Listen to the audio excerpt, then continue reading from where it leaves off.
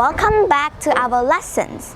Today I'm going to talk about 4 useful ways of describing people in English. How would you describe yourself? Sometimes you find it hard to talk about yourself in English, right? Me too.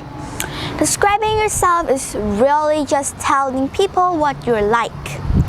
You can tell someone what you look like. You can say what your personality is like. There are many different ways to describe a person. In this lesson, we'll go over useful vocabulary for describing all of these. 1. Describing someone's appearance. To describe someone's appearance, you will often use adjectives. An adjective is a kind of word that describes a noun, a person, place, or thing. Some of them are synonyms, or words that mean almost or exactly the same thing. Knowing more than one way of saying something is very helpful when describing people. To describe someone's height, you can say they are tall or short. Someone who is thin and tall can be called lanky. To say someone is short and also small, you can say they are petite. Someone who weighs more than average can be overweight or heavy. The opposite of overweight can be thin, slim, or skinny. To describe someone's hair, you can say they have curly, straight, or wavy hair.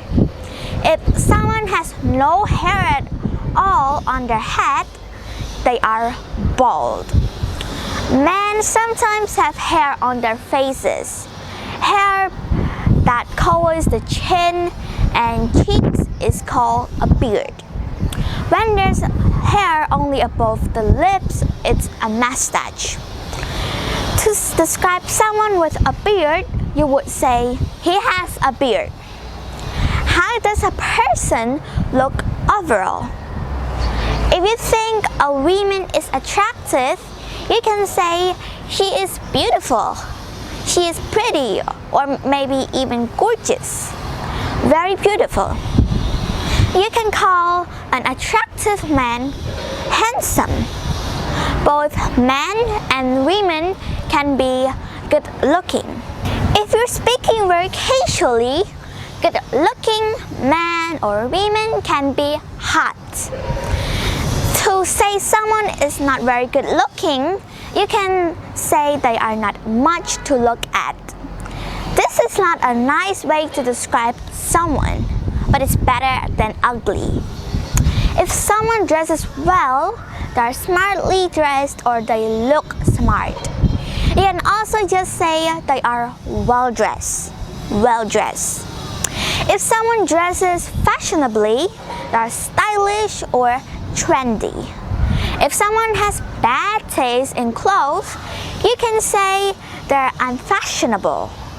A less nice way to say this is funny. 2. Describing someone's mannerisms. Someone's mannerisms are the way they act or speak. When you speak, do you move your arms a lot? Do you touch your hair or bite your lip?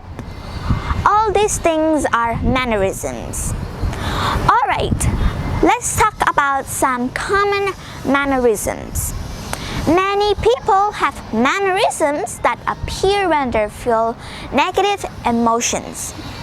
If someone feels nervous or impatient, for example, they might crack their knuckles, bite their fingernails, or chew the tips of their pencils. Sometimes people don't even notice that they twirl their hair around their finger. Other times, mannerisms are deliberate, on purpose. For example, someone might roll their eyes to show that they're being sarcastic, not serious. When a person thinks hard about something, they sometimes tilt their head to the side or even stick out their tongue. You can sometimes tell someone is annoyed if they rub the back of their neck and clench their hands. 3. Describing someone's character. When you talk about someone, you might mention what they are like as a person. Well, we all know people who are nice and kind. They are a pleasure to be with and always seems to be smiling. These people are usually also friendly and generous. People who are generous like to help others by giving them things. Someone who is the opposite of nice is mean. Mean people can be unpleasant, nasty, or vicious. Hopefully you don't know anyone like this. Some people always show respect to others, which makes them polite and well-mannered. Someone who doesn't care about others' feelings or rules is rude and impolite. Someone smart is intelligent or clever.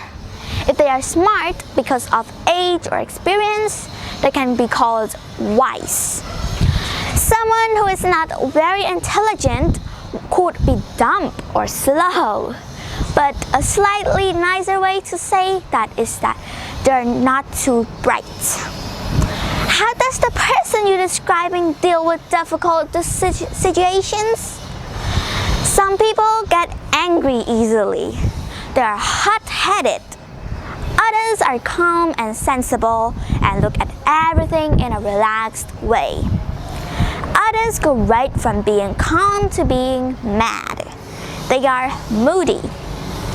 To describe a person who does not like to go out or be with people much, you can use the word introvert. If that person doesn't talk a lot and doesn't seem comfortable around others, they might be shy. People who love company and parties are extroverts. They are often easygoing, meaning not too much bothers them. Someone who tries hard to do big things is ambitious. They might also be resourceful. Resourceful people use everything they can to help them reach a goal. Someone who is happy with what they have can be called content or fulfilled.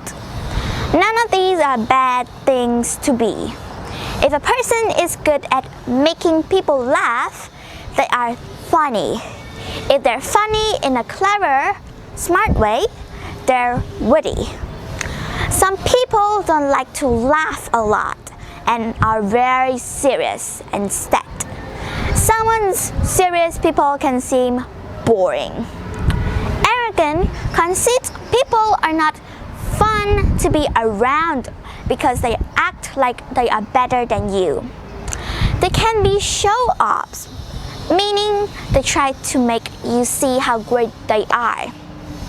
Modest people don't show off how great they are, even if they're awesome. 4. Describing someone's feelings. People's feelings are always changing. You can be happy one moment and then hear some bad news and become sad. You always know how you feel, but it isn't always easy to tell how someone else is feeling. You can look at how someone is speaking or even their sitting to understand how they feel.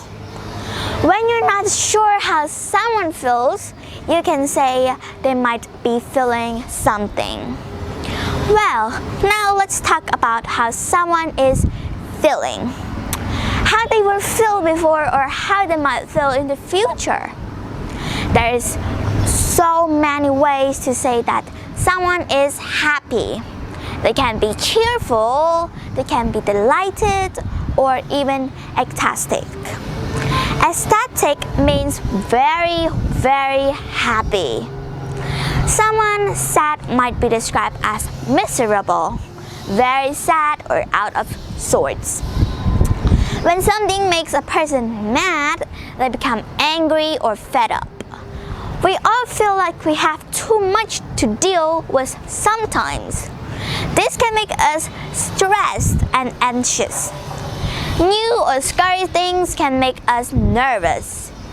Once that stress is gone, you can feel relaxed. Did the person you're describing get enough sleep last night? If not, they might look tired or worn out. If they look extremely tired, they might be exhausted. Sleeping well makes a person look well rested. If someone looks like they're not interested in what's going on around them, they might seem bored. If they're very interested, you might say they're enthusiastic. So, how would you describe yourself? Write in the comment below. Thanks for watching. Bye!